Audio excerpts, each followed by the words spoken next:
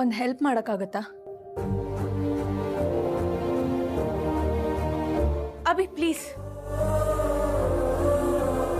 Abhi if you don't mind ಪಲ್ಲುಗೆ pin ಹಾಕೋಕ್ಕಾಗತ್ತಾ?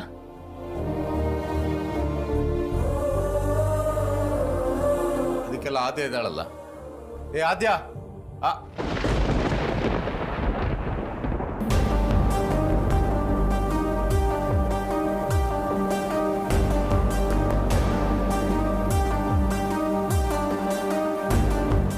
ಆದ್ಯ ಅವನ್ನ ಕಟ್ಕೊಂಡ್ ಬಂದಿದ್ಯಲ್ಲ, ಈ ಮನೆಯಲ್ಲಿ ಒಂದ್ ಕ್ಷಣ ಇರಲಿಲ್ಲ.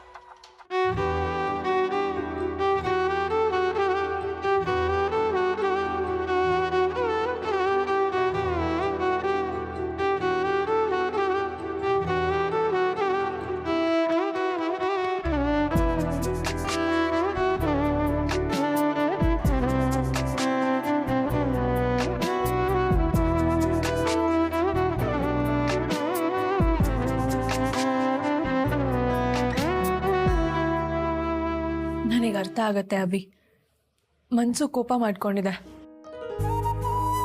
ಆದರೆ ಹೃದಯದಲ್ಲಿ ತಂಗಿ ಮೇಲೆ ಪ್ರೀತಿ ಹಾಗೇ ಇದೆ. ನೀನು ಬರೀ ಅಣ್ಣ ಆಗಿರಲಿಲ್ಲ, ತಂದೆ ಸ್ಥಾನದಲ್ಲಿ ನಿಂತ್ಕೊಂಡು ಅವಳನ್ನ ನೋಡ್ಕೊತಿದ್ದೆ. ನಿನ್ನಂತ ಅಣ್ಣನ ಪಡೆಯೋದಕ್ಕೆ ಆದ್ಯ ತುಂಬ ಅದೃಷ್ಟ ಮಾಡಿದ್ಲು. ಆದ್ಯ ಮಾಡಿರೋದು ತಪ್ಪೆ, ಹಾಗಂತ ಎಷ್ಟು ದಿನ ನೀನು ಹೀಗೆ ಇರ್ತೀಯ? ನನಗೆ ಬುದ್ಧಿ ಹೇಳಕ್ ಬರಬೇಡ. ಏನು ಮಾಡಬೇಕು ಏನು ಮಾಡಬಾರ್ದು ಅಂತ ನಂಗೆ ಚೆನ್ನಾಗಿ ಗೊತ್ತಿದೆ. ನಿನಗೆಲ್ಲ ಗೊತ್ತಿದೆ ಅಭಿ, ಅದಕ್ಕೆ ನಾನು ನಿನಗೇನು ಹೇಳಲ್ಲ. ಆದರೆ ನಾನು ನಿನಗೆ ನೆನಪು ಮಾಡ್ತಾ ಇದ್ದೀನಿ. ನೀನು ನೆನ್ಪು ಮಾಡೋದಕ್ಕೆ ನಾನು ಯಾರನ್ನೂ ಮರ್ತಿಲ್ಲ, ಮರೆಯೋದು ಇಲ್ಲ. ನಿನಗಿರೋದು ಒಬ್ಳೇ ತಂಗಿ, ಅರ್ಥ ಮಾಡ್ಕೊ. ಅವಳು ನಿನ್ನ ನೆನಪಲ್ಲೇ ಇರ್ತಾಳೆ. ಆ್ಯಂಡ್ ಥ್ಯಾಂಕ್ಸ್ ನನಗೆ ಹೆಲ್ಪ್ ಮಾಡಿದ್ದಕ್ಕೆ. ನಿನಗೇನು ಥ್ಯಾಂಕ್ಸ್ ಹೇಳಬೇಕಾಗಿಲ್ಲ. ಈಗ ಸಿಡುಕ್ ಮೂತಿ ಸಿದ್ದಪ್ಪನ ಥರ ಇದೆಯಲ್ವಾ, ಹಾಗಾಗಿ ಯಾವುದಕ್ಕೂ ಇರಲಿ ಅಂತ ಹೇಳಿದೆ.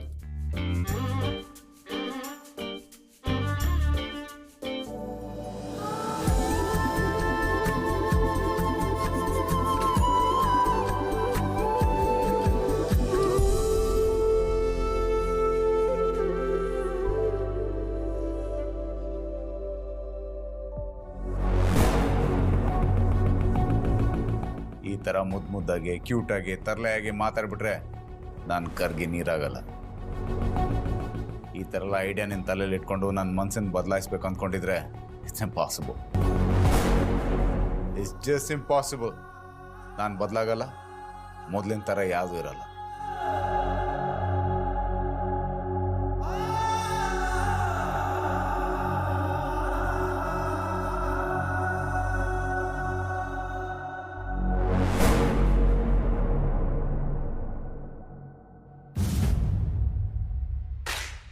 ಅವತ್ತು ಹೇಳಿದ್ನಲ್ಲ, ಈ ಸಾವಿನ ನೆರಳು ಅದು ಪ್ರಭಾಕರ್ ಸರ್ ಮೇಲೆ ಇದೆಯಾ ಅಂತ.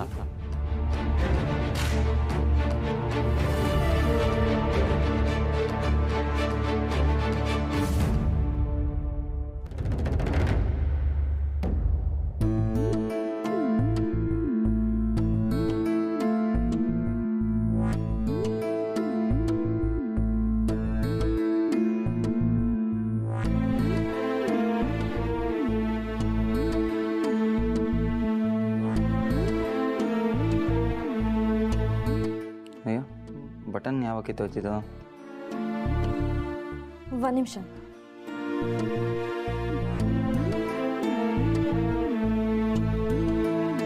ಅಮ್ಮಯ್ಯ,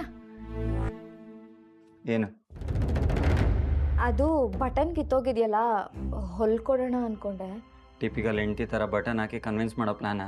ಒಂದು ಬಟನ್ ಹೊಲ್ಕೊಟ್ಟು ನಿನ್ನನ್ನು ಕನ್ವಿನ್ಸ್ ಮಾಡೋ ಐಡಿಯಾ ಇಲ್ಲ ಅಮ್ಮಯ್ಯ. ಅವೆಲ್ಲ ಏನೂ ಬೇಕಾಗಿಲ್ಲ, ನಾನು ಬೇರೆ ಶರ್ಟ್ ಹಾಕೊತೀನಿ.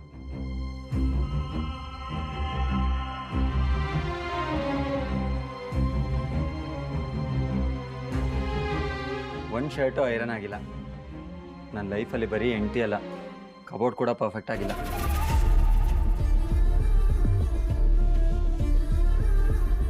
ಏನಂದೆ ಅಮ್ಮಯ್ಯ? ಯಾಕೆ ಹೇಳಿದ್ದು ಕೇಳಿಸ್ಲಿಲ್ವಾ? ನಾನು ಕಬೋರ್ಡ್ ಕೇಳಿಸ್ಕೊಳ್ಳಿ ಅಂತ ಮಾತಾಡಲಿಲ್ಲ, ನೀನು ಕೇಳಿಸ್ಕೊಳ್ಳಿ ಅಂತ ಮಾತಾಡಿದ್ದು. ಅದು ಕೇಳಿಸ್ತು, ಆದರೂ ಇನ್ನೊಂದು ಸಲ ಹೇಳ್ತೀನೋ ಅಂತ. ಬೈಸ್ಕೊಂಡು ಅದಕ್ಕೆ ಅಡ್ಜಸ್ಟ್ ಆಗಿಬಿಡ್ಬೇಕು ಅಂತ ಯೋಚನೆ ಮಾಡ್ತಾ ಇದೆಯಾ ಹೇಗೆ?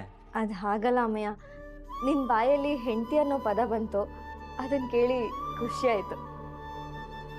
ಅದನ್ನು ಮತ್ತೆ ಕೇಳೋಣ ಅಂತ ಹಾಗಂದೆ ಅಷ್ಟೆ. ನೀನು ಕೋಪ ಮಾಡಿಕೊಂಡ್ರೂ ಪರವಾಗಿಲ್ಲ, ನನ್ನನ್ನು ಹೆಂಡತಿ ಅಂತ ಕರೆದ್ರೆ ಅಷ್ಟೇ ಸಾಕು. ಅದನ್ನು ಕೇಳಿ ನೀನು ಕೋಪ ಮಾಡ್ಕೊಂಡೋಗ ಆಗೋ ಬೇಜಾರನ್ನ ಕಡಿಮೆ ಮಾಡ್ಕೊಳ್ತೀನಿ. ಇಷ್ಟೆಲ್ಲ ಖುಷಿ ಪಡಬೇಕು ಅಂತ ಅನ್ಕೊತಾ ಇದೆಯಲ್ಲ, ನೀನು ನೋಡಿದ್ರೆ ಅಯ್ಯೋ ಪಾಪ ಅಂತ ಅನ್ನಿಸ್ತದೆ.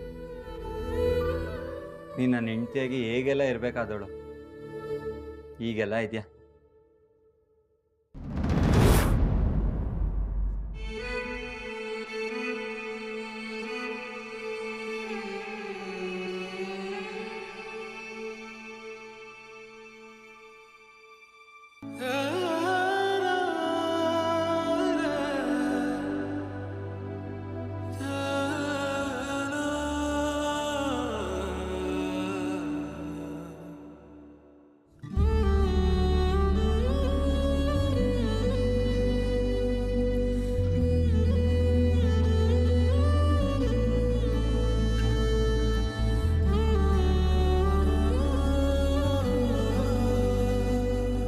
ಅಮ್ಮಯ್ಯ, ಒಂದು ರಿಕ್ವೆಸ್ಟ್ ಇದೆ. ನೋಡು, ನೀನು ಒಂದು ಬಟನ್ ಹಾಕೊಟ್ಟು ನಗ್ನಗ್ತಾ ಮಾತಾಡೋ ಅಂತೆಲ್ಲ ಡಿಮ್ಯಾಂಡ್ ಮಾಡಬೇಡ.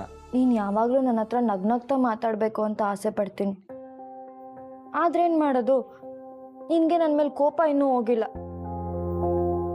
ಅದು ಕಡಿಮೆ ಆಗೋವರೆಗೂ ನಾನು ವೆಯ್ಟ್ ಮಾಡ್ತೀನಿ. ಆದರೆ ಇವತ್ತು ಅಣ್ಣ ಬರ್ತಾನೆ, ಅವನ ಹತ್ರ ನಗ್ನಗ್ತಾ ಮಾತಾಡಿದ್ರೆ ಸಾಕು. ನಾನು ಯಾಕೆ ಅವ್ರ ಜೊತೆ ನಗ್ನಗ್ತಾ ಮಾತಾಡಬೇಕು? ಮಾತಾಡಲಿಲ್ಲ ಅಂದರೆ ನಾನು ನಿನ್ನ ಮೇಲೆ ಕೋಪ ಮಾಡ್ಕೊಂಡಿದ್ದೀನಿ ಅಂತ ಗೊತ್ತಾಗತ್ತೆ ಅಂತನಾ? ಗೊತ್ತಾಗಲಿ ಬಿಡು, ಅದಕ್ಕೆಲ್ಲ ನಾನು ತಲೆ ಕೆಡಿಸ್ಕೊಳ್ಳಲ್ಲ. ನಮ್ಮ ಶ್ರಾವಣಿ ಅಕ್ಕನ ನಿಮ್ಮ ಅಣ್ಣ ಹೇಗೆ ಟ್ರೀಟ್ ಮಾಡ್ತಾನೆ ಅನ್ನೋದ್ರ ಮೇಲೆ ನಾನು ನಿನ್ನನ್ನು ಹೇಗೆ ಟ್ರೀಟ್ ಮಾಡಬೇಕು ಅಂತ ಡಿಸೈಡ್ ಮಾಡ್ತೀನಿ. ಅಮ್ಮಯ್ಯ ಪ್ಲೀಸ್, ಈ ಥರ ಎಲ್ಲ ಮಾತಾಡಬೇಡ. ನಾನೇ ಮಾತಾಡ್ತಾ ಇಲ್ಲ, ನೀನು ನಿಮ್ಮ ಅಣ್ಣ ಆಗ ಮಾತಾಡೋ ಹಾಗೆ ಮಾಡಿದ್ದೀರಾ. ನಿಮ್ಮ ಅಣ್ಣ ನನ್ನ ಮೇಲೆ ಬೇಜಾರು ಮಾಡ್ಕೊಂಡ್ರು ಪರವಾಗಿಲ್ಲ, ಇಷ್ಟೆಲ್ಲ ಆಗಿದ್ದು ನಿನ್ನಿಂದ. ಇದರಲ್ಲಿ ನಮ್ಮ ಅಕ್ಕಂಗೆ ಯಾಕೆ ಶಿಕ್ಷೆ ಕೊಡಬೇಕು? ಅವಳ್ದು ಏನು ತಪ್ಪಿದೆ?